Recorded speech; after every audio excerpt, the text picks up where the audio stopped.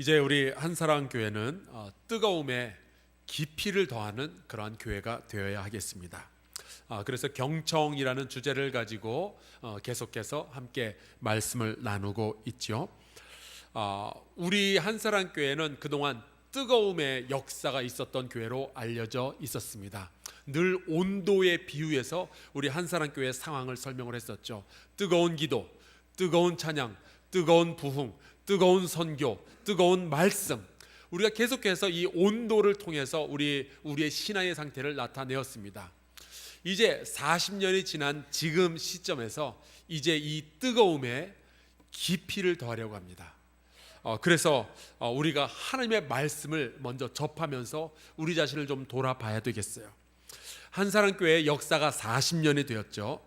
하나님 앞에서, 하나님의 말씀 앞에서 우리 교회의 모습을 정직하게 한번 봐야 되겠습니다. 마치 이스라엘 백성이 40년의 광야 생활을 마치고 가나안 땅에 들어가기 전에 모압 평지에 함께 모여서 40년 전 시내산에서 들었던 그 말씀을 다시 한번 그대로 들으면서 스스로를 돌아보고 앞으로의 계획을 세웠던 것처럼 우리도 하나님의 말씀을 온 성도가 함께 가감 없이 들으면서 우리의 모습을 돌아보고 앞으로의 40년을 한번 계획을 세워 보아야 되겠습니다. 때로는 이 개인적인 신앙생활도 마찬가지입니다. 10년, 20년 우리가 신앙생활을 하다 보면요, 하나님의 말씀이 처음엔 기준이었는데 점점 그것이 변해서 교회의 문화나 나의 습관이 내 신앙생활의 기준이 되기도 합니다. 우리 한사랑교회는 감사하게도 우리가 본받을 만한 장로님, 권사님들이 참 많이 계십니다. 그래서 우리 교회는 참 복된 교회예요. 하지만 여전히 우리의 신앙의 기준은 사람이 아니라 하나님이 되어야 하는 줄로 믿습니다. 때로는 여러분의 담임 목사가 여러분의 신앙의 기준이 될 때도 있습니다. 이 부족한 담임 목사를 그렇게까지 생각해 주셔서 정말로 감사합니다. 하지만 여러분, 사람이 우리 신앙의 기준이 되어서는 절대로 안 됩니다. 오직 살아계신 하나님의 말씀만이 기준이 되어야 합니다. 하나님의 말씀인 이 성경은 하나님의 감동으로 된 거예요. 그래서 교훈과 책망과 바르게 함과 의로 교육하기에 유익합니다. 그것은 하나님의 사람으로 하여금 온전하게 하고요, 모든 선한 일을 행할 능력을 갖추게 하기 위해서 이 성경 말씀이 쓰여져 있습니다. 우리가 이 말씀을 그대로 믿을 수 있기를 주의 이름으로 축원합니다. 하나님의 말씀은 그런 능력이 있어요. 그래서 우리가 이 말씀을 믿고 하나님의 말씀을 읽으며 들으며 묵상할 때에 우리가 하나님의 사람으로서 더 온전하여지고 우리가 꿈꿔왔던 그 선한 일을 행할 능력을 갖출 수가 있게 되는 겁니다.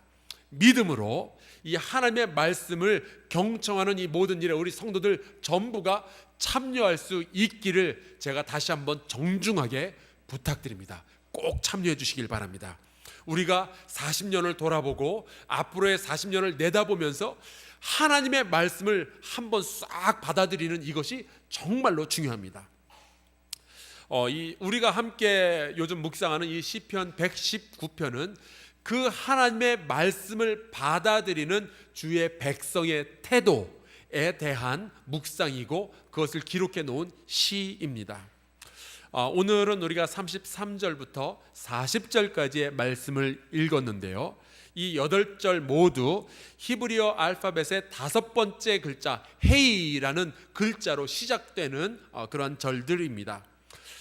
그리고 이 각각의 절 8개의 절은요, 각각 그 하나님의 말씀을 대할 때 우리 성도가 가져야 할 태도에 대해서 간청하는 기도문으로 되어 있습니다. 그래서 오늘 읽은 말씀을 다시 한번 보면은 문장의 끝마다 가르치소서, 주소서, 하소서, 하지 말게 하소서, 세우소서 하는 이런 청유의 형식을 띠고 있습니다.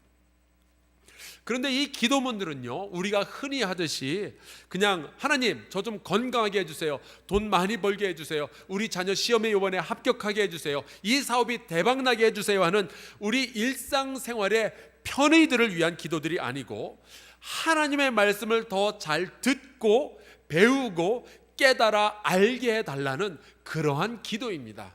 우리가 어째서 하나님 말씀 앞에서 이러한 기도를 드려야 할까요? 그것은 다른 것이 아니라 복 때문에 그래요. 특별히 이 시편 119편에서 말하는 복은 풍요의 복이 아니라 발음의 복이라는 말씀을 드렸었습니다. 다시 한번 말씀드릴게요. 이 시편 119편에서는 우리가 복을 받길 원하는데 그 복이란 풍요의 복이 아니라 발음의 복, 하나님 앞에서 바른 삶을 사는 복입니다. 저는 물론 담임 목사로서 여러분 모두가 풍요의 복을 누리실 수 있기를 주의 이름으로 축원합니다.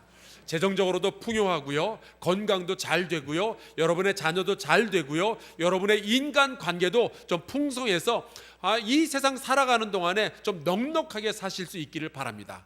그러나 우리가 만약에 하나님께서 우리에게 주고자 약속하시는 이 발음의 복, 하나님 앞에서의 바른 삶을 살아내지 못한다면 우리가 지니고 있는 모든 풍요는요, 졸지에 저주로 변할 수밖에 없어요. 그래서 이 복을 우리가 얻기 위해서는 반드시 하나님 말씀 앞에 서야 되고 그 하나님의 말씀을 깨달아 알아야 됩니다. 그래서 이러한 기도를 드리는 것이죠. 33절부터 보니까 이 기도가 이렇게 시작이 됩니다. 여호와여, 주의 율례들의 도를 내게 가르치소서. 내가 끝까지 지키리이다. 이 시편 119편을 썼던 시인은요, 시종일관 하나님의 말씀은 하나님의 도우심 없이는 우리가 깨달을 수 없다라는 태도를 끝까지 일관되게 유지하고 있습니다. 여러분, 우리 사회에서도 굉장히 많은 책들이 팔리고 있고 우리가 책을 읽으면 잘 이해가 안 될 때가 있죠. 그때 우리가 필요한 것이 이른바 저자직강이라는 겁니다. 여러분, 하나님의 말씀 우리가 읽을 때 잘 이해 안 되는 부분들도 많이 있고요, 때로는 우리가 받아들이기 싫은 부분도 있고 어려운 부분도 있습니다. 그때 저자직강, 하나님께서 직접 우리에게 가르쳐 주시고 깨닫게 해주시면 우리가 그 말씀을 이해하고 받아들일 수가 있게 되는 거예요. 여러분, 사람의 이해와 판단은요, 하나님께서 우리에게 주신 그 진리의 깊음을 전부 다 우리가 헤아릴 수가 없어요. 오직 여호와 하나님께서 우리의 눈을 열어주시고 우리의 귀를 열어주실 때에만이 우리가 그 하나님 말씀의 진리의 오묘한 것들을 깨달아 알 수 있게 되는 거죠. 그런데 시인이 이렇게 하나님의 말씀을 가르쳐 주시옵소서, 내가 깨닫게 하여 주시옵소서 라고 기도했던 데는요, 이유가 있었습니다. 33절에 보니까 주의 율법의 율례들의 도를 내게 가르치소서. 내가 끝까지 지키리이다. 여러분, 이 시인이 하나님의 말씀을 깨닫기 원했던 이유는요, 지식을 쌓기 위함도 아니고 어디 가서 말싸움 걸어가지고 이기려고 하는 것도 아니고 누구 앞에서 잘난 척하려고 하는 것도 아니라 그 말씀을 끝까지 지키기 위함이었어요. 34절에도 보니까 이렇게 말씀하고 있습니다. 나로 하여금 깨닫게 하여 주소서. 내가 주의 법을 준행하며 전심으로 지키리이다. 이 기도가 저와 여러분의 평소의 기도가 될 수 있기를 주의 이름으로 축복합니다. 우리가 이렇게 기도해야 돼요. 여러분, 하나님의 말씀을 깨닫지만 깨닫는 자들은요, 모두 하나님의 말씀을 지키는 자가 되어야 돼요. 여러분과 저는 하나님의 말씀을 듣고 배우고 깨달아 알아서 그것을 지키는 사람이 되어야 됩니다. 만약에 하나님의 말씀을 듣고 깨닫는 것과 그 말씀대로 순종하며 지키는 이 두 가지가 분리되는 순간 기독교는 아무것도 아니에요. 예수께서 산상수훈을 말씀하시면서 그 끝머리에 이러한 경고의 말씀을 주셨습니다. 나의 이 말을 듣고 행하지 아니하는 자는 그 집을 모래 위에 지은 어리석은 사람 같으리니 비가 내리고 창수가 나고 바람이 불어 그 집에 부딪힘에 무너져 그 무너짐이 심하니라. 여러분, 요즘 한국 기독교가 자꾸 욕을 먹는 그 배경에는 바로 이 문제가 숨어 있습니다. 여러분, 우리가 하나님의 말씀을 잘 몰라서 욕 먹는 것이 아니에요. 하나님의 말씀을 몰라서 교회가 무너져 내리는 것이 아닙니다. 하나님의 말씀을 알기는 아는데 그것을 그대로 지키지 않아서 그래요. 그나마 하나님의 말씀을 전혀 모르는 것보다는 낫습니다만은, 여러분, 우리가 말씀을 경청하고 그 말씀이 깨달아지면은 우리가 그 말씀을 지키고 순종해야 나도 살고 내 가정도 살고 내 교회도 살고 그리고 이 대한민국이 살게 되는 줄로 믿습니다. 그렇다면 교회마다 참 교육 잘 받은 설교자들이 세워져 있고요. 여러분이 뭐 극동 방송을 틀든지 기독교 방송을 틀든지 뭐 CGN TV를 틀든지 다 틀어보면은 정말 좋은 설교가 쏟아져 나오고 있고 정말 좋은 성경 공부가 거기서 가르쳐지고 있습니다. 서점으로 가보면요, 하나님의 말씀을 풀어놓은 책들이 얼마나 많이 있는지 몰라요. 그런데 그렇게 환경이 좋은데도 불구하고 우리가 살아가고 있는 이 세상은 왜 자꾸만 거룩함의 반대 방향으로 가려고 할까요? 그것은요, 우리의 마음 때문에 그래요. 마음이 너무 약해요. 마음을 우리가 하나님의 뜻대로 이렇게 지키고 있기가 굉장히 힘이 듭니다. 우리는 자꾸만 탐욕 때문에요, 하나님의 말씀을 외면하려는 경향을 가지고 있어요. 이게 죄죠. 하나님께서는 안식일을 거룩하게 지켜라 라고 말씀을 하시는데, 우리는 탐욕이 내 안에 들어와서는 돈 조금 더 벌어보겠다고, 남들보다 조금 더 빨리 성공하겠다고, 남들보다 조금 더 재미있게 살아보겠다고 욕심을 부려요. 그래서 안식일을 거룩하게 지키지 못하게 됩니다. 하나님께서는 분명히 사람들에게 10분의 1, 너희가 가지고 있는 소득의 10분의 1은 나의 것이다 라고 말씀을 하시는데, 탐욕이 발동을 하면요, 내가 조금 더 잘 살아보겠다고 하나님 것까지 내가 취해서 내가 조금 더 나아 보이려고 우리가 그런 행동을 하게 됩니다. 하나님은 너희 자녀들에게 하나님의 말씀을 가르쳐라 라고 말씀을 하시는데, 탐욕이, 부모들이 가지고 있는 탐욕이 아이들을 교회 보내는 대신에 자꾸만 학원에 보내고 특강에 보내고 집에 앉아서 공부나 하라, 그리고 시험 준비나 하라는 그러한 이야기를 하게 되는 거죠. 이 시인은 자기 자신이요, 탐욕 때문에 하나님의 말씀에 멀어지고 있다는 것을 아주 분명히 깨달았어요. 그래서 하나님 앞에 굉장히 정직하게, 정말 위험할 정도로 정직하게 고백하며 이렇게 기도합니다. 36절이에요. 내 마음을 주의 증거들에게 향하게 하시고 탐욕으로 향하지 말게 하소서. 여러분, 우리가 이 기도를 드려야 돼요.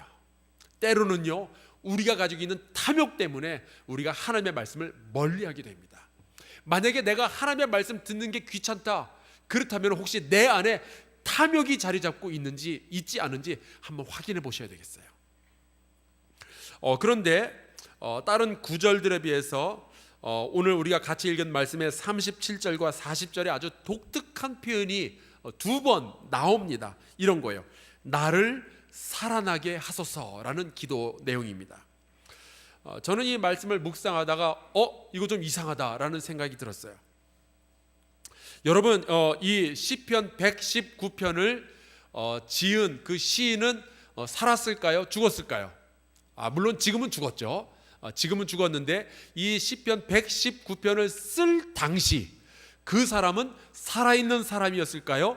죽어있는 사람이었을까요? 살아있는 사람이죠, 당연히. 죽은 사람이 썼으면 되게 이상하죠, 분위기가. 살아있는 사람이었습니다. 그런데 죽지 않고 살아있는 바로 이 사람이 살려달라라는 기도를 해요. 어떤 경우에 살아있는 사람이 살려달라라는 이야기를 하게 될까요? 저는 아마 두 가지 정도의 경우를 생각을 해보았는데, 첫 번째, 이 사람이 자기가 급박하게 혹은 천천히라도 죽어가고 있다는 것을 깨달았을 때입니다. 제가 벌써 50년을 살았는데 제 50평생 가운데 급박한 죽음을 눈앞에 두고 살려달라라는 말을 제가 딱 두 번 해봤어요. 첫째는 초등학교 때 깊이가 1길 넘는 저수지에서 제가 헤엄치고 놀다가 물에 빠졌습니다. 그래서 죽기 일보 직전에 그 근처에 있던 우리 친구들한테 살려줘, 자존심 접고 그 말을 해가지고 제가 살아난 적이 있었어요. 두 번째는 제가 미국에서 좀 돈을 좀 벌어야 학비도 되고 또 우리 아이 분유값도 될 것 같아서 철공소에서 아르바이트를 한 적이 있었습니다. 예전에 제가 한번 말씀드린 적이 있었는데 근데 이 철공소에서 일을 하다가 저도 모르는 사이에 제 옷이 이 기계에 말려 들어간 적이 있었어요.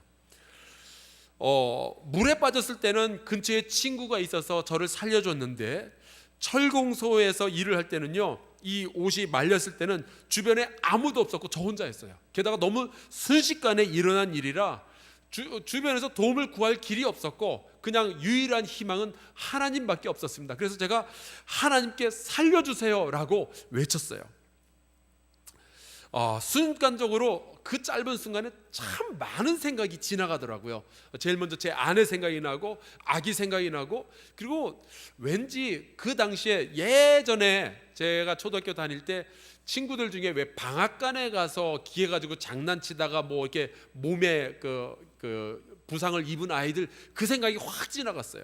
저도 그렇게 될지도 모른다, 혹은 죽을지도 모른다라는 생각이 났기 때문이겠죠. 여러분, 제가 그 급박하게 살려주세요라고 했던 그 기도를 하나님께서 들어주셨을까요? 안 들어주셨을까요? 들어주셨습니다. 그래서 제가 오늘 여러분 앞에서 설교를 하는 거죠. 놀랍게도 그 순간에 기계가 이렇게 제 옷을 물고 돌아가는 힘보다 제 힘이 더 세더라고요. 그래서 제가 기계를 붙잡았어요. 하나님께서 저를 강하게 해주셨든지 아니면 기계를 약하게 해주셨든지 제가 그건 잘 모르겠으나 그 하나님의 은혜로 말미암아 제가 거기서 죽지 않고 살아났습니다. 그래서 그게 너무너무 감사했는데, 바로 그날 제가 이렇게 작업을 좀 실수를 해가지고 그날 잘렸어요. 그래서 그날 잘리지만 않았어도 정말 아름다운 이야기가 쭉 지속될 수 있었는데 그거는 좀 안타깝습니다. 그런데 지금 이 시편 119편을 쓴 시인은 장장 176절짜리 시를 쓰는 중이었어요. 그 중에 겨우 37번째, 40번째를 쓰는 중이니까 아마 그렇게 급박하게 죽음을 눈앞에 둔 상황은 아니었을 겁니다. 그렇다면은, 그게 아니라면 하나님께 살려달라라고 기도하게 되는 또 다른 이유는 내가 천천히 지금 죽어가고 있다는 것을 깨달았을 때겠죠. 종종 이 암이나 기타 심각한 생명을 위협하는 부상을 입은 분들, 그런 분들이 살려달라라는 기도를 하는 것을 듣게 됩니다. 제가 목사로서 가장 가슴 아픈 거는 어떤 성도가 저에게 목사님 저 좀 살려주세요라고 이야기하고 기도 부탁을 할 때예요. 아마 어쩌면 여러분 가운데도 하나님 저 좀 살려주세요 라고 기도해 보신 분들이 있을지도 모르겠고, 혹은 여러분이 사랑하는 일을 살려주세요, 제 아내, 제 남편, 제 자녀, 우리 부모님, 내 친구 살려주세요 라고 기도해 본 경험이 있는 분들도 있는 것으로 제가 알고 있습니다. 저도 유학 시절에 공부하다가 너무너무 공부가 힘들어가지고 공부 좀 잘하게 해주세요, 이 기도 대신에 하나님 좀 살려주세요라고 기도한 적도 있었고, 또 제가 사랑하는 이의 죽음을 앞두고 그 사람을 살려달라고 부탁을 했던 적도 있었습니다. 아마 그런 기도 드려본 분들은 알 거예요. 그게 얼마나 가슴 절절한 기도인지. 성경에서도 이런 기도를 드렸던 사람들이 꽤 있습니다.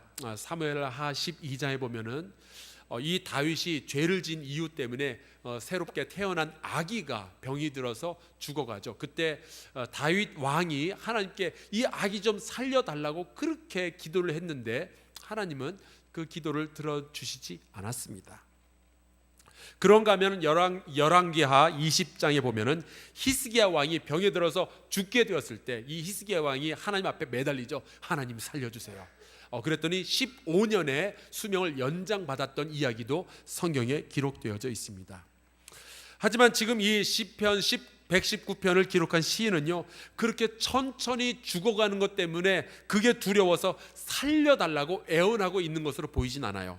왜냐하면은 지금 시인은 하나님 앞에 기도하기를, 나에게 주의 말씀을 가르쳐 주소서, 내가 깨닫게 하여 주소서, 그러면은 내가 끝까지 지키겠습니다라는 미래의 계획을 지금 세워놓고 있어요. 이 끝까지 지킨다라는 말은요, 내가 죽을 때까지 지킨다라는 뜻도 되지만 하나님의 말씀이 10개가 나에게 주어지면은 5개까지만 지키는 것이 아니라 그 전부를 다 지키겠나이다라는 그 어마어마한 계획이에요. 지금 시인의 미래는 창창합니다. 그는 육신의 죽음에 대해서 걱정을 하기 때문에 살려달라라고 이야기한 것으로 보이진 않아요. 자, 그렇다면은 이 시인은 왜 살려달라라는 기도를 했을까요? 우리가 살려달라라는 기도를 하게 되는 또 다른 가능성 하나가 이겁니다. 내가 지금 정말 사는 것처럼 살고 있지 않을 때예요. 요한계시록 3장 1절에 보니까 부활하신 예수께서 사대교회 사람들에게 이렇게 야단을 치셔요. 네가 살았다 하는 이름은 가졌으나 죽은 자로다.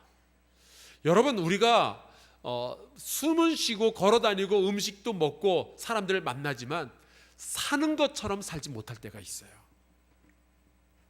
전 세계적으로 이 호스피스라는 것을 만들어서 죽어가는 사람들이 좀 안정되고 평안하게 또 의미 있게 죽도록 도와주는 이 프로그램이 있죠. 호스피스, 우리 교회에서도 훈련을 받았었는데요. 이 호스피스 운동을 시작한 그 엘리자베스 큐블러 로스라는 여자분이신데, 이분이 쓰신 책이 있습니다. 그 데이비 캐슬러라는 그 학자하고 같이 썼는데 그 책 제목이 Life Lessons예요. 이게 우리나라 말로 번역이 됐습니다. 인생 수업. 여러분 기회가 되시면 한번 그 책을 읽어보시면 좋겠어요. 이 그 큐블러 로스라는 그 여자분은 그 죽음을 맞이하는 많은 사람들을 도와주는 것으로 그의 인생을 바쳤던 사람이에요. 그런데 이분이 죽음에 대해서 많이 보다 보니까 재밌게도 삶에 대해서 할 말이 생긴 거예요. 재밌죠? 죽음을 보니까 삶이 뭔지 알겠더라. 그래서 그 이야기들을 많이 적어 놓은 것이 바로 이 인생 수업 Life Lessons라는 책입니다. 그런데 이 책 가운데 소제목으로 이렇게 짧은 글이 하나가 나오는데 그 제목이 이래요. 아직 죽지 않은 사람으로 살지 말라. 여러분, 사는 것처럼 사는 거랑 죽지 않은 거랑은 다르죠. 아직 죽지 않은 사람으로 그런 식으로 살지 말라라는 소제목이 나오고 거기에 이런 내용이 들어 있었습니다. 실화고요. 미국에 아주 이제 친한 친구들이 살고 있었어요. 20살짜리 동갑내기 여자 아이들이었는데 그 중에 하나가 결혼을 하게 되었습니다. 그랬더니 이제 다른 친구 하나가 너무나도 기쁜 나머지 축하의 의미로 결혼식 날 자기가 요번에 새 차를 뽑았는데 그 차에 신부를 태워서 결혼식장까지 데려다 주겠다라는 약속을 하게 되죠. 결혼식 날 친구는 자기의 그 새로 뽑은 차를 몰고 그 신부의 집, 자기 친구의 집을 찾아갑니다. 근데 마침 그날 비가 추적추적 오고 있었어요. 그래서 우리 가자 그랬더니 신부가 자기가 운전을 하고 싶다는 거예요. 그래서 에이, 세상에 신부가 자기 결혼식 날 직접 차를 운전해가지고 예식장까지 가는 법이 어딨냐, 내가 할게. 그랬더니 신부가 내가 마음속에 아직 정리할 것도 있고 그래서 내가 운전을 하면 좋겠다 자꾸 우기는 겁니다. 그래서 할 수 없이 그 신부에게 운전대를 맡기고 친구는 옆에 조수석에 앉아서 갔습니다. 그리고 운전을 하는 도중에 이 차가 갑자기 빗길에 미끄러지면서 가로등을 들이받았고요, 신부가 그 자리에서 즉사하게 됩니다. 그 옆에 앉아 있었던 친구는 부상을 당하긴 했지만 살아남았어요. 그 후로 이 친구는 그 캐슬러 박사와 상담을 하기까지 장장 20년 동안 죄책감에 시달렸습니다. 자기가 그 친구에게, 그날 결혼하는 친구에게 운전을 맡기지 않았으면 그 친구가 그렇게 허무하게 자기 결혼식 날 죽지 않았을 것인데, 그 친구가 죽은 것은 다 내 탓이라면서 20년을 살면서요, 이 여성은 단 하루도 사는 것처럼 살지를 못했던 거예요. 그냥 죄의식에 파묻혀가지고 그 죄의식이 자기의 인생을 갉아먹도록 그냥 내버려 두는 인생을 20년을 살았습니다. 때로는 고통, 고난이라는 것이 우리로 하여금 인생을 사는 것처럼 살지 못하게 하죠. 욥기서 3장에 보면은 욥이 이 고난을 견디다 못해, 처음엔 그래도 괜찮았는데 이 고난이 지속되니까 그것을 견디다 못해 자기의 생일을 저주하는 이야기가 나옵니다. 그리고 자기의 삶을 슬퍼하면서 나중에는 나 좀 죽었으면 좋겠다라는 이야기를 하게 되죠. 3장 25절 26절에 보면 욥이 이렇게 고백을 했어요. 내가 두려워하는 그것이 내게 임하고 내가 무서워하는 그것이 내 몸에 미쳤구나. 나에게는 평온도 없고 안일도 없고 휴식도 없고 다만 불안만이 있구나. 제가 요즘 신문을 보니까요, 우리 대한민국의 요즘의 직장인들이 이 욥의 마음을 가지고 살아가요. 나에게는 평온도 없고 안일도 없고 휴식도 없고 다만 불안만이 있구나. 우리 사회에서 사업하는 분들 전부 이 마음을 가지고 살아가요. 언제 망할지 몰라서 그냥 전전긍긍하면서 잠을 못 자고 불안에 시달리고 우울증에 시달리고 불면증에 시달리는 그런 분들이 얼마나 많이 있는지 몰라요. 자녀를 키우는 엄마 아빠들이 이 마음을 가지고 살아갑니다. 불안해요. 휴식도 없고. 아마 여러분 가운데도 말은 지금 표현을 할 수는 없지만 욥의 마음 내가 알 것 같아요. 나도 그 마음 경험해 봤어요. 내가 지금 그 마음 가지고 있어요. 아마 그런 분들 계실지 모르겠어요. 어떤 사람들은 누군가에게 앙심과 분노를 품은 채 수십 년을 살면서 복수를 꿈꿔요. 그러다가 결국 그 복수심, 그 분노가 자기의 인생을 망치는 경우도 있습니다. 분명히 사랑하는 가족이 있어요. 그러면 그 가족하고 웃으면서 재밌게 행복하게 살 수 있었는데 원수를 향한 분노가 오히려 내 마음속에서 내가 사랑하는 그 가족들을 죽이는 도구로 작용을 하는데 그걸 막질 못하는 거예요. 이 분노가 내 안에서 꿈틀거리면서 내게 주어진 그 인생을 사는 것처럼 살지 못하도록 막는 그러한 분들도 있습니다. 어떤 사람들은 그런 것 때문에 슬픔과 탄식 때문에 사는 것처럼 살질 못해요. 시편 31편 10절에 보니까 다윗도 이런 한탄을 했습니다. 내 일생을 슬픔으로 보내며 나의 연수를 탄식으로 보내며 내 기력이 나의 죄악 때문에 약하여지며 나의 뼈가 쇠하도소이다. 여러분, 이게 사는 거예요? 여러분, 숨이 붙어있는 것, 아직 안 죽은 것과 사는 것처럼 사는 것은 다른 이야기죠. 여러분, 모든 사람은 다 죽게 돼 있어요. 그러나 모든 사람들이 정말로 살아가고 있는 것은 아닌 거죠. 절망. 어떤 사람들은 절망 때문에 사는 것처럼 살지 못하고 시체처럼 존재하는 분들이 있어요. 숨은 붙어 있지만 죽은 것과 매한 가지의 삶을 사는 그런 사람들을 관찰하고 그것을 글로 써낸 사람이 있죠. 저 유명한 빅터 프랭클이라는 학자입니다. 아마 그 책 좀 좋아하시는 분들은 옛날에 젊은 시절에 한두 번쯤 읽어봤을 책이죠. 그 유명한 죽음의 수용소에서라는 책입니다. 여기에는 이 저자가 직접 자기도 이제 포로가 되어서 수용소에서 갇힌 운명인데 이 책에서 희망을 잃어버린 사람들의 이야기를 잠시 언급을 하고 있습니다. 그때가 이제 2차 세계대전이 거의 끝날 무렵이었고요. 그래서 이제 전쟁이 곧 끝날 거다라는 소식이 이 포로 수용소 안에도 들려왔어요.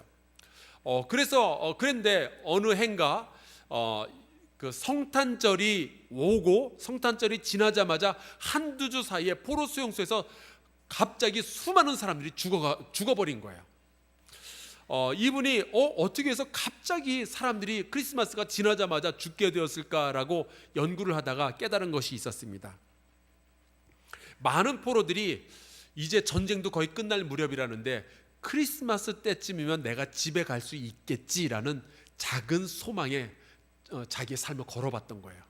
근데 크리스마스가 되어도 자기가 집에 돌아가지 못하게 되니까 그 소망을 내려놓고 소망이 사라지고 나니까 살 이유를 잃어버린 겁니다. 그 순간에 많은 사람들은 목숨은 붙어 있으나 시체처럼 변했고요. 그리고 그들은 그렇게 누워있다가 진짜로 병이 들어서 죽음을 맞이하게 되었습니다. 여러분, 하나님께서 우리 인간을 만드실 때 그런 식으로 살라고 만드셨을까요? 절대 아니에요. 하나님께서 사람을 만드실 때 하나님은 하나님의 형상을 우리에게 넣어주셨습니다. 그 하나님의 형상이라는 것은 우리가 사랑으로 가득 차고 소망으로 가득 차고 거룩함으로 가득 차고 기쁨으로 가득 차서 행복한 삶을 살 가능성을 우리에게 부어주셨다라는 의미예요. 또 하나님께서 사람을 만드시면서 이렇게 축복하셨습니다. 생육하고 번성하여 땅에 충만하며 땅을 정복하고 모든 생물을 다스리라. 그렇게 살아가는 사람을 보면서 하나님께서 보시기에 심히 좋았더라 말씀하고 있습니다. 그것을 하나님께서 우리에게 기대하고 계시는 거예요. 그게 정말로 사는 것처럼 사는 거죠. 여러분, 죽지 않은 것과 사는 것은 다른 이야기입니다. 여러분, 우리는 정말 하나님께서 보시기에 사는 것처럼 살아야 돼요. 그럴 만한 가치를 가진 사람들입니다. 우리가 인생을 왜 죽은 것처럼 살아요? 아니에요. 시편 8편에 보면 이런 말씀이 나옵니다. 주의 손가락으로 만드신 주의 하늘과 주의 베풀어 두신 달과 별들을 내가 보오니 사람이 무엇이기에 주께서 그를 생각하시며 인자가 무엇이기에 주께서 그를 돌보시나이까. 여러분, 모든 사람은 너무너무 소중한 존재예요. 여러분도 소중한 존재고 저도 소중한 존재입니다. 때로는 이게 믿기가 힘들어요. 아유, 내가 소중한 존재면 내가 왜 이런 식으로 살아야 돼요? 여러분은 못 믿어도요, 여러분은 그렇게 생각하지 않아도 하나님은 여러분을 너무나도 소중하다라고 생각하시고 여러분을 소중하게 창조하셨어요. 만약에 여러분의 생각하고 하나님의 생각하고 서로 다르다면 누구 생각이 맞게요? 하나님의 생각이 맞습니다. 여러분의 생각이 틀렸어요. 그래서 우리 막 살면 안 돼요. 죽은 사람처럼 그렇게 존재하고 있으면 안 됩니다. 우리에게는요, 삶의 고통이 있어도, 삶의 슬픔이 있어도, 때로는 외로움이 찾아오고 때로는 실패가 찾아와도요, 사는 것처럼 살아야죠. 축 처져서 실패자의 인생을 그냥 지나갈 수는 없는 거 아니겠어요? 여러분과 저는 소중한 존재니까요. 자, 여기까지 왔으니 우리 양옆으로 서로 축복하며 인사를 나누겠습니다. 자, 양옆에 보시죠. 당신은 소중한 사람입니다.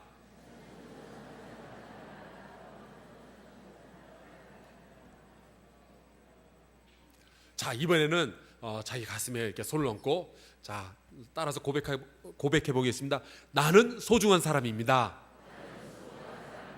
아멘. 여러분, 너무나 소중한 존재들이에요. 여러분, 만약에 그렇다면은 나처럼 소중한 존재가 죄를 지었다면은 그냥 죄 의식 때문에 평생을 그렇게 죄에 갉아 먹히면서 살아야 되겠어요? 아니에요. 나처럼 소중한 사람은요, 죄를 지었다면 용서받고 살아가야죠. 만약에 나처럼 소중한 사람이 외롭다면요, 하나님과 동행하면서 살아야죠. 우리 교회 교우들과 함께 재밌게 살아야죠. 내가 빈곤해요? 그러면 내 삶 안에 감사를 채워서 감사로 그 모든 빈곤함을 이겨내야죠. 어떻게 하면 우리가 그렇게 살 수 있을까요? 어떻게 우리가 사는 것처럼 살고 하나님께서 우리에게 의도하신 것처럼 살아갈 수가 있을까요? 시인은 이렇게 이야기합니다.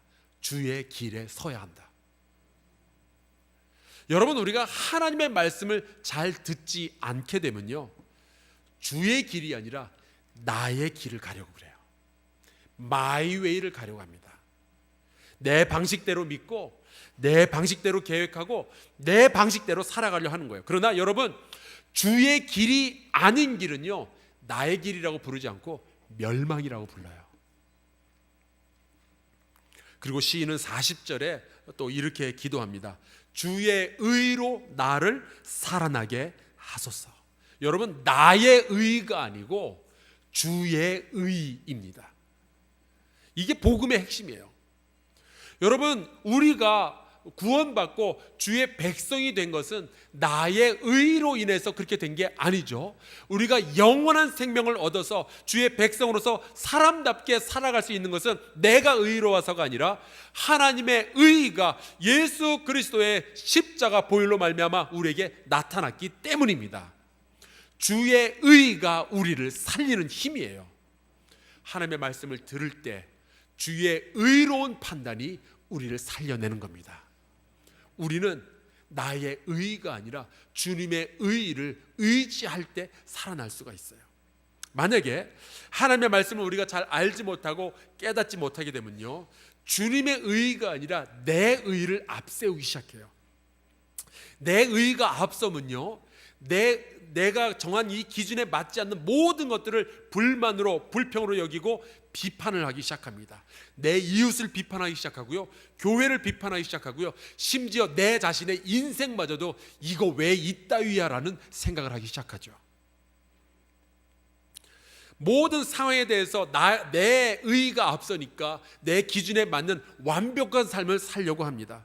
그래서 이 완벽한 삶을 살면은 내가 의미 있는 인생을 살겠지 싶어가지고 더 완벽한 인생을 위해서 돈을 더 많이 벌면 될까? 더 잘생겨지면 될까? 더 관계를 많이 맺으면 될까? 더 명예를 얻으면 될까? 자꾸만 이러한 것들을 채워서 완벽한 인생을 살려고 애를 쓰는데, 여러분, 하나님께서 우리에게 원하시는 것은 완벽한 인생이 아니라 가치 있는 인생이에요.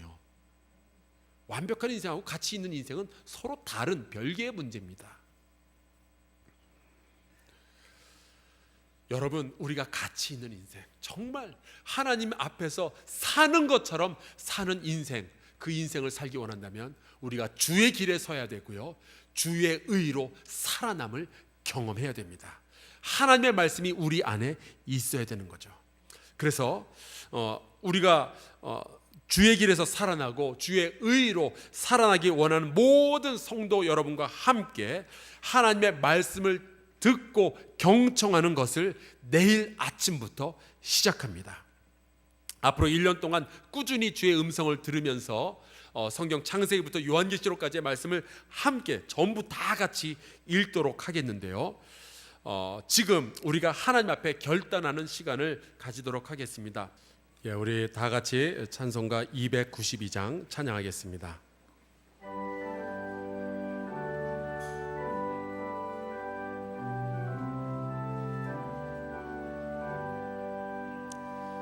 주 없이 살 수 없네 내 인의 구주여, 그 귀한 보배 피로 날 구속하소서. 구주의 사랑으로 흘리신 보혈이 내 소망 나의 위로 내 영광 됩니다. 주